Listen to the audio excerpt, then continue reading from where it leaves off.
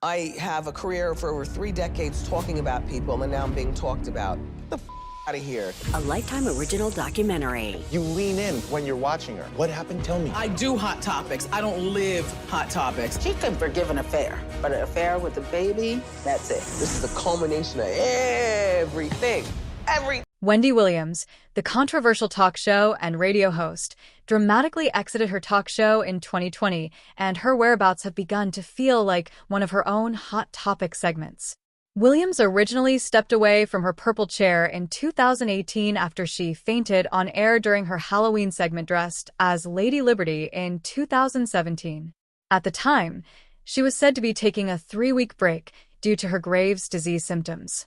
Williams ended up divorcing her husband and manager, Kevin Hunter, in 2019 after it was revealed he had a baby with another woman.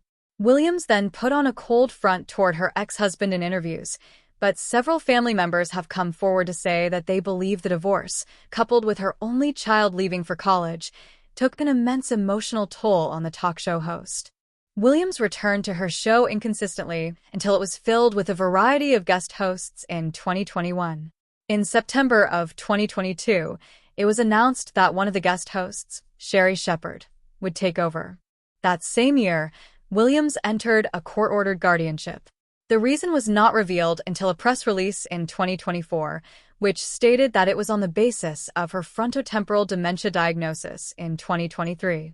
Primary progressive aphasia is a neurological syndrome that affects a person's ability to use language to communicate, according to the Genetic and Rare Diseases Information Center, a database from the National Center for Advancing Translational Sciences, reported by ABC News.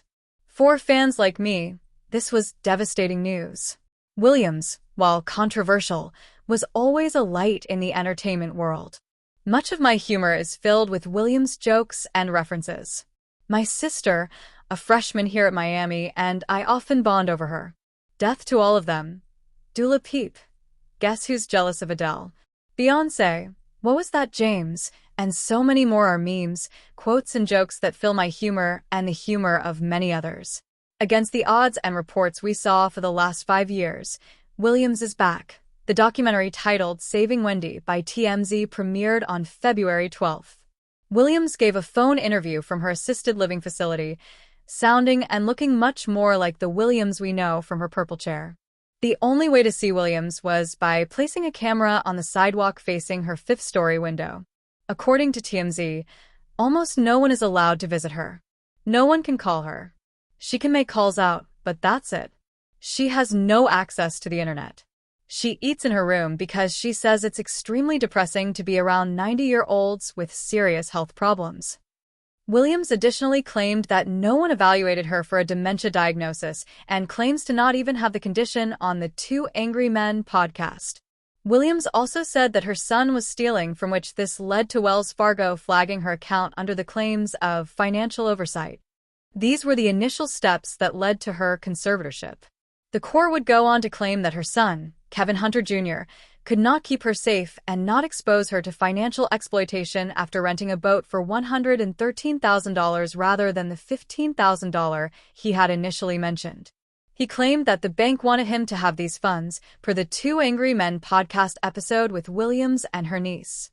On March 14, 2025, Williams was on The View just 2 days after she was evaluated and deemed no longer mentally incapacitated. During the interview, Williams said the most important thing to her was getting out of guardianship, according to People magazine. In an Instagram post on April 12th, Williams' longtime producer, Suzanne Bass, posted a series of photos with Williams, who was all smiles. As a fan and someone who has had family in assisted living, I am happy Williams is healing and fighting for her autonomy. In many of her recent interviews, Williams sounds as good, or even better, than she did 5 years ago. What we saw was a person going through the loss of her 20-year marriage and her only child leaving her nest, all while on display for the world. I hope we continue to see Williams heal and that she'll be back to what she loves. A world without Williams has been quite boring. It is strange to imagine what a college experience with Williams would have looked like. What memes and references would have filled our pop culture. But I am happy to see that students like my sister will hopefully soon have Williams back in their lives. And in true Williams fashion, I'd like to sign off with a "How you doing?"